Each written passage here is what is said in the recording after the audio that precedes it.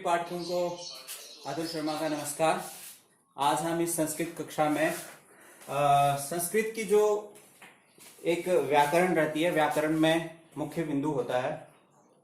कुछ एक बिंदु हैं जिनको हमें अगर हम सीख जाएंगे उनको, तो हमें उसका परिणाम मतलब जब तक हम संस्कृत पढ़ेंगे तब तक मिलेगा। तो उसमें जो एक मुख्य सोपान है वो है कर्ता और क्रिया का मेल करना। ठीक है, तो उसी के आधार पे आज हम लोग जो सीखेंगे वो है वाक्य निर्माणम। क्या है? वाक्य निर्माणम। वाक्य निर्माणम हम लोग पढ़ेंगे।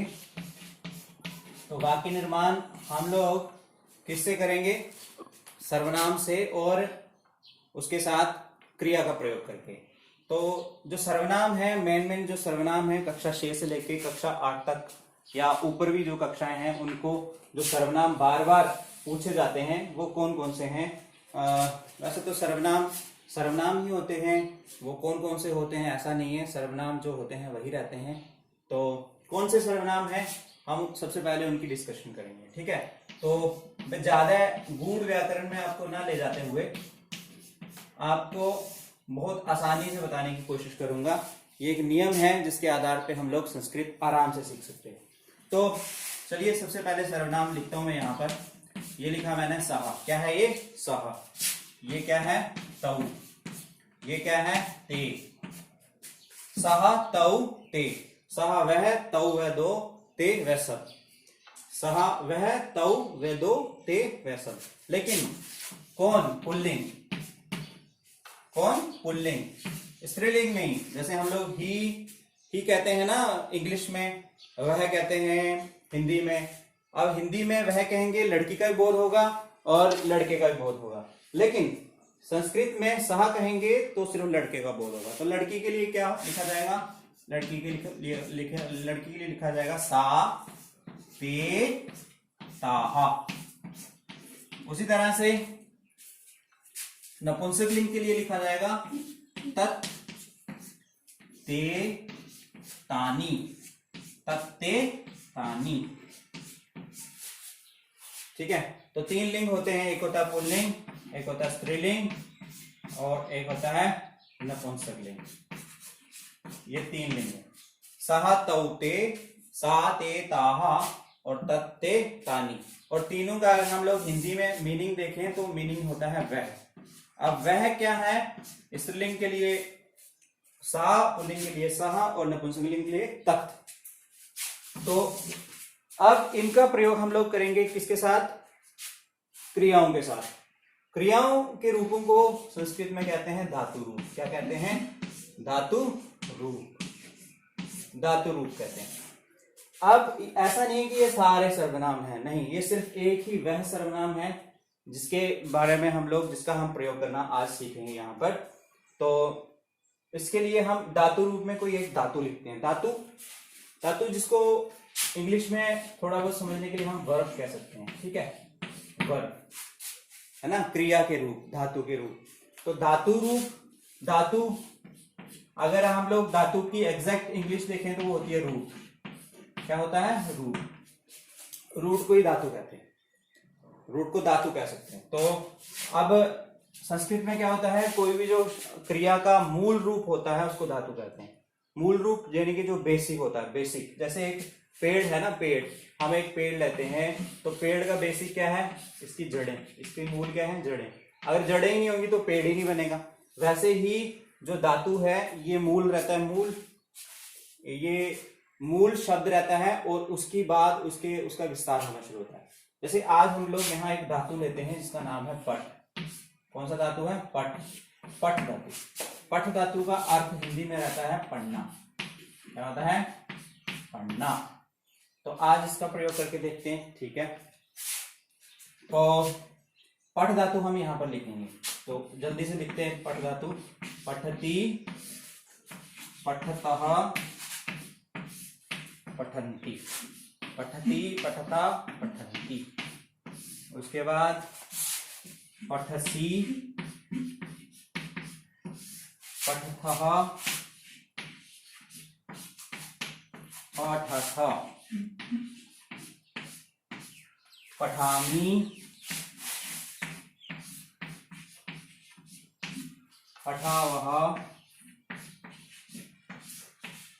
और पठामह। ये आ गया हमारे पास पठ धातु का लट लकार। पठ धातु का लट लकार, लट लकार भी कहते हैं इसको, पठ धातु का लट लकार। लट लकार का अर्थ हो गया प्रेजेंट टेंस। कौन सा टेंस?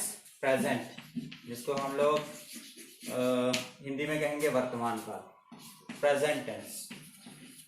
प्रेजेंट टेंस की बात हो रही है यहाँ पर। अब आप इसको बिल्कुल सरल तरीके से समझेंगे।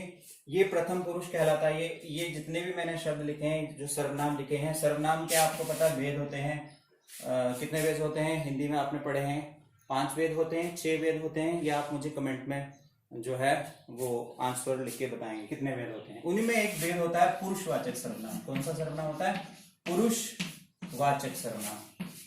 पुरुषवाचक सर्वनाम, जिसमें हम लोग बात कर रहे हैं आज प्रथम पुरुष की। ठीक है, कौन सा पुरुष? प्रथम पुरुष। ये प्रथम पुरुष में सिर्फ वह का उदाहरण है।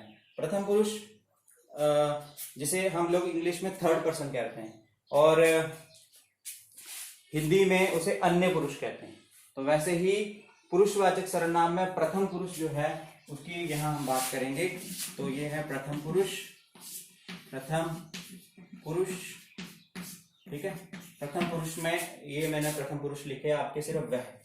और भी बहुत सारे प्रथम पुरुष होते हैं, वह होता है, ये होता है, क्या होता है, ये सारे प्रथम पुरुष में आते हैं।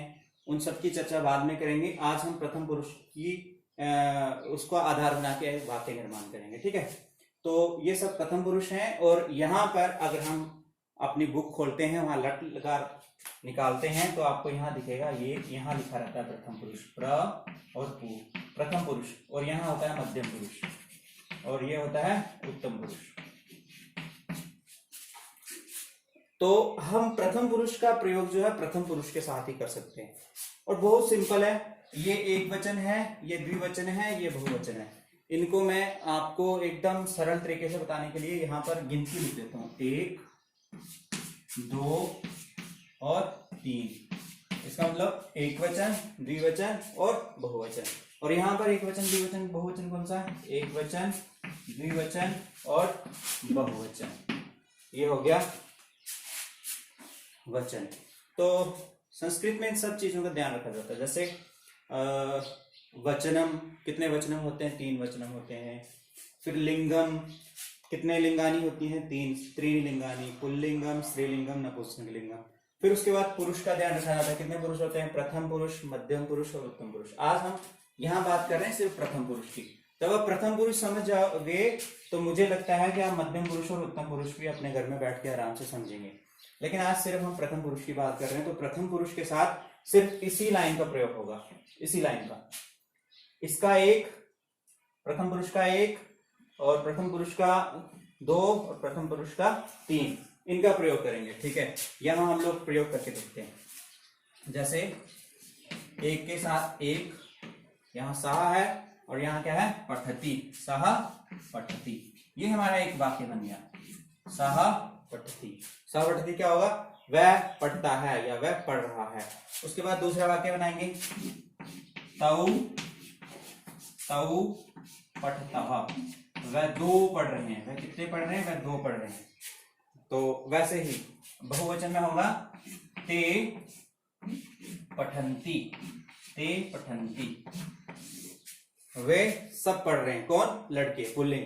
वैसे ही स्त्रीलिंग के साथ, सा पठती, ते पठतः, ताः पठन्ति। अब कुछ बच्चे क्या करते हैं कि पुल्लिंग और स्त्रीलिंग का भेद ना जान करके पुल्लिंग के साथ प्रथम पुरुष इस्तेमाल कर लेते हैं, स्त्रीलिंग के साथ मध्यम पुरुष करते हैं और नपुंसकलिंग के साथ उत्तम पुरुष करते हैं। ये बिल्कुल गलत है। ये सब प्रथम पुरुष हैं। इन सब प्रथम पुरुष का ये वाला जो प्रथम पुरुष है इसके साथ ही प्रयोग होगा, इनके साथ नहीं होगा।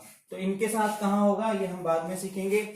ये मध्यम पुरुष और उत्तम पुरुष मैंने अभी आपको बताया नहीं है कौन कौन से होते हैं। ये सिर्फ प्रथम पुरुष थे जिनको हमने आज सीखा। तो उम्मीद है ये बेसिक था, ये मूल था जिसके बारे में मैंने आज आपको बताया। आगे इससे भी बेहतर तरीके से हम लोग पढ़ेंगे।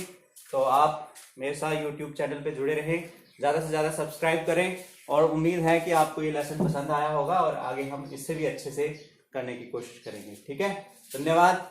आपका दिन मंगलमय हो। जय हिंद, जय भारत।